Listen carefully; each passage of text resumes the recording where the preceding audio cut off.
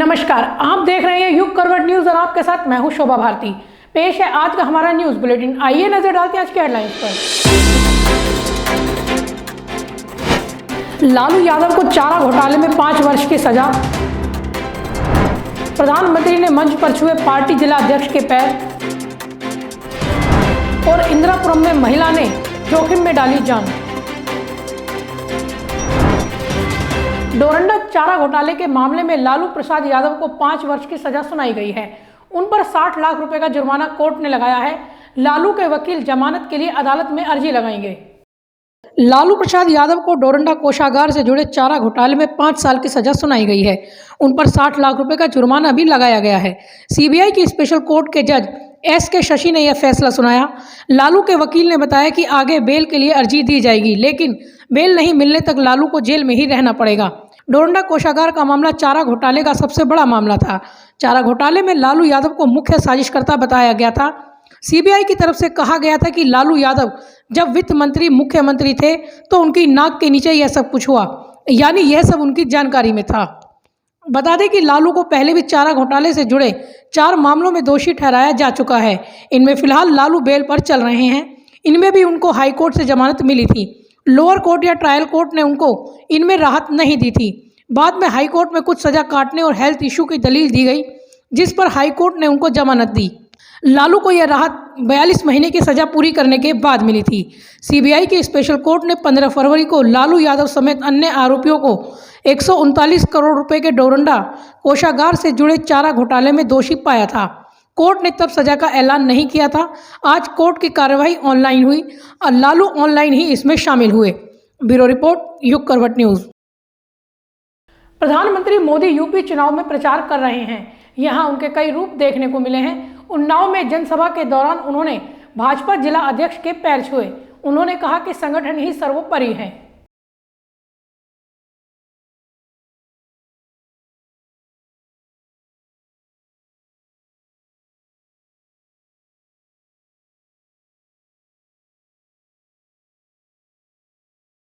आज गाजियाबाद पुलिस मुख्यालय पर हंगामा हो गया।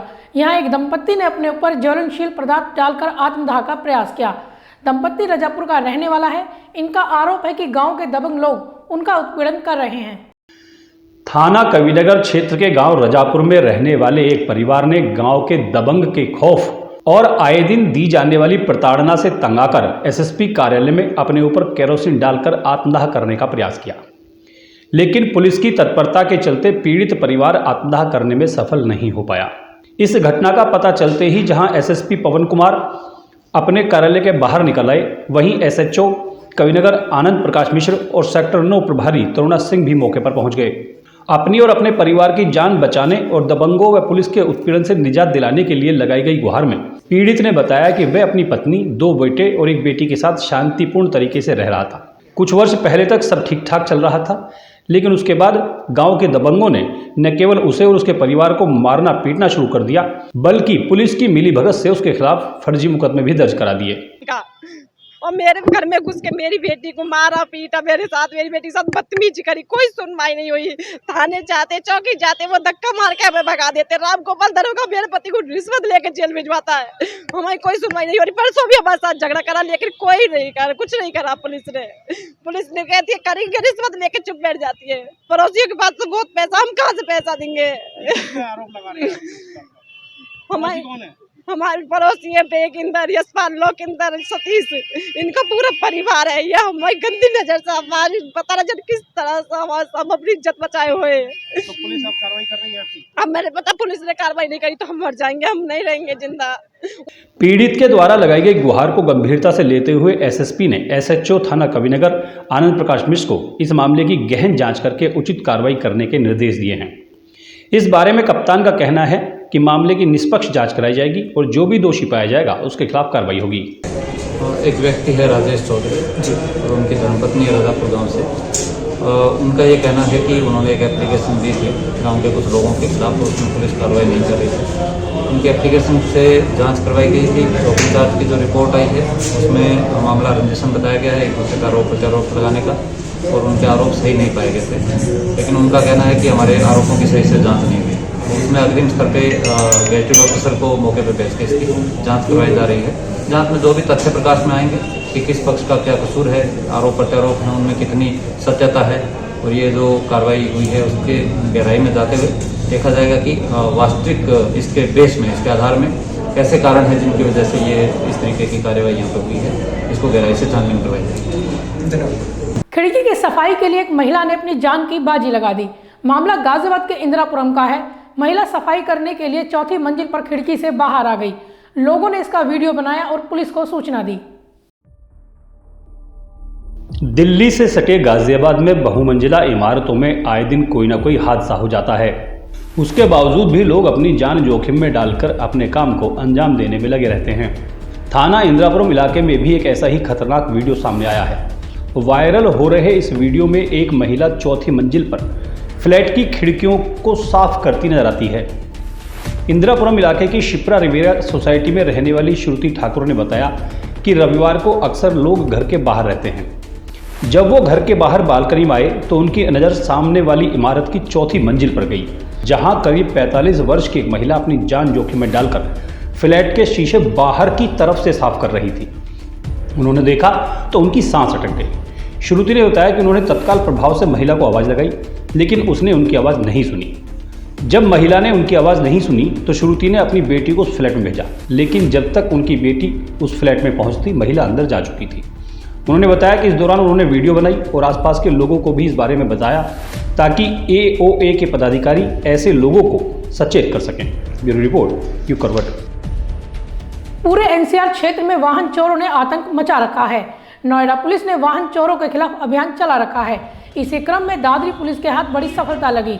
वहां वाहन चोर गिरोह पकड़ा गया है। उनके कब्जे से कई वाहन भी बरामद किए गए हैं।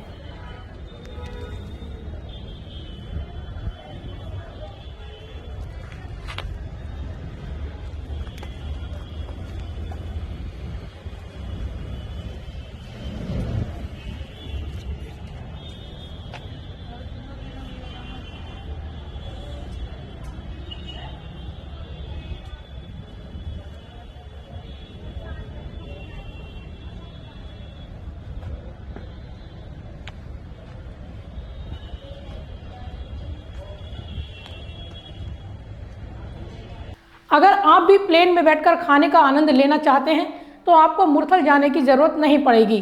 दिल्ली मेरठ एक्सप्रेस वे पर ही इसकी व्यवस्था की जा रही है। यहाँ प्लेन आ चुका है और उसके अंदर रेस्टोरेंट बनाने की तैयारी चल रही है।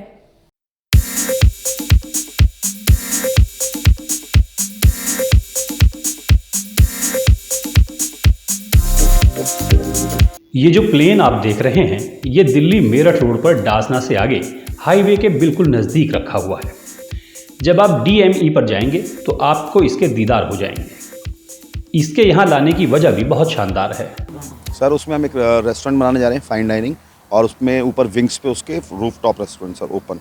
सर इसको मई जून तक हमारा स्टार्ट है प्लान करने का कि हम इसको स्टार्ट कर दें। बिल्कुल सर ये काफ़ी बड़ा हाईवे है, दिल्ली देहरादून, दिल्ली हरिद्वार, दिल्ली मेरठ, और सब लोग इधर से टूरिस्ट काफ़ी गुजरता है। और बाकी लोकल भी इधर नोएडा, गाज़ियाबाद, हापुड़, मेरठ, मोदी नगर, इंदिरापुरम, नोएडा, वैशाली, वसुंधरा, वो सब लगता है। तो उन सब लोगों को मूर्थल जाना पड़ता है। तो बेसिकली अब उनको मूर्थल नहीं जाना पड़ेगा, उनके लिए यहीं पूरा एक बहुत बढ़िया पॉइंट हाईवे पे लॉन्ग ड्राइव भी मिल जाएगी, खाना भी मिलेगा, गेमिंग जोन भी मिलेगा, मल्टीप्लेक्स देखने का मन है, OTT प्लेटफॉर्म वो भी मिलेगा, स्टे करने का मन है तो वो रूम्स में मिलेंगे। सर बिल्कुल देखिए आकर्षण का केंद्र तो रखना ही पड़ेगा, नहीं तो कुछ भी हासिल नहीं होगा ना सर। कंज्यूमर आए तो उसको बिल्कुल फील आए कि हाँ मैं ओरिजिनल एरोप्लेन में ही हूँ। तो एयर होस्टेस रखना इसलिए ज़रूरी है। जब तक उनको फील ही नहीं आएगी तो उनको मज़ा नहीं आएगा कंज्यूमर। सर हमारे नॉर्मल रेट्स रहेंगे, बहुत ज़्यादा हाई रेट्स नहीं रहेंगे। एक मिडिल क्लास भी आराम से आएगा तो आराम से यहाँ पे लंच या डिनर करके जा सकता है, कोई तकलीफ नहीं होगी सर। बजट में होंगी सब चीज़ें। एक्चुअली ये सर दिल्ली एयरपोर्ट से आया है और इसको लाने में हमें लगभग एक सप्ताह के आसपास लग गया वहाँ से लाने में। और ये 3 पार्ट में ट्रकस पे लोड होके आया है जी। अब इसको यहाँ पे इसको प्रॉपर जोड़ा जा रहा है, जो पार्ट में होके आया था और इसको असेंबल किया जा रहा है यहाँ पे। इसको सर 1 महीने के आसपास लग जाएगा टाइम इसको। तो फिर उसके बाद क्या करेंगे आप इसमें? इसमें फिर इंटीरियर का काम शुरू होगा, जो उसमें भी 1 महीना पूरा लगेगा। सर 70 पीपल्स एक साथ खाना खा सकते हैं और इसके अंदर हम फुल अपना सॉफ्ट ड्रिंक, चाइनीज़ फूड वगैरह और फुल डाइनिंग रहेगा इसके अंदर। सर हम विंग्स पे ना किटी पार्टी के लिए रख रहे हैं बिल्कुल जैसे किसी को बर्थडे बनाना है या कोई हल्की पार्टी करनी है, मतलब 20 से 30 लोगों की, तो हम उसको विंग्स पे करा सकते हैं। उनको विंग्स पे हम बिल्कुल सेम लुक देंगे उसको। सर मई में इसका ओपनिंग हो जाएगा। नहीं सर, इसमें अभी हम प्ले जोन बनाने जा रहे हैं। वो पूरी बिल्डिंग अपनी जो आप देख रहे हैं वो प्ले जोन की होगी, और इसके बराबर में अपना रेस्टोरेंट रहेगा, और सामने इसमें अपना पेट्रोल पंप है, CNG भी है उसके अंदर, और चार्जिंग पॉइंट भी लगे हुए हैं। हाँ हाँ बिल्कुल सर, यहाँ के एक्चुअली हमारे पास इतना स्टाफ लगेगा यहाँ पे, तो जो अपने आसपास के गांव हैं, जैसे कि इधर नाहल मसूरी है, चितौड़ा है, नूरपुर है, भोजपुर है, तो उनके लोगों को यहाँ पे ना पूरा रोजगार मिलेगा हमको। तो सुना आपने, अब दिल्ली मेरठ एक्सप्रेस वे पर आपको ये शानदार व्यवस्था मिलने वाली है। अभी तक गाजियाबाद के आसपास मुरथल में हवाई जहाज के अंदर रेस्टोरेंट की सुविधा थी, जो अब गाजियाबाद में भी शुरू की जा रही है।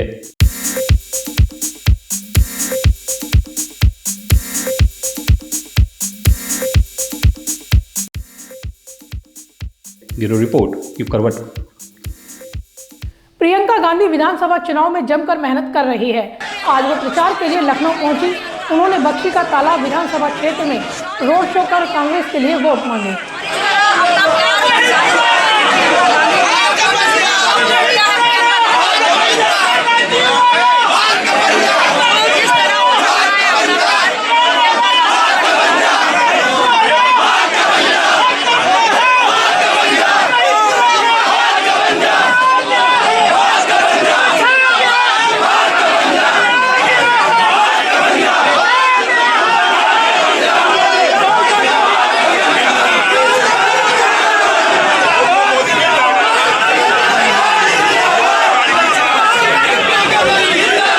यूपी विधानसभा चुनाव के तीसरे दौर में कुछ हिंसक घटनाएं भी हुई।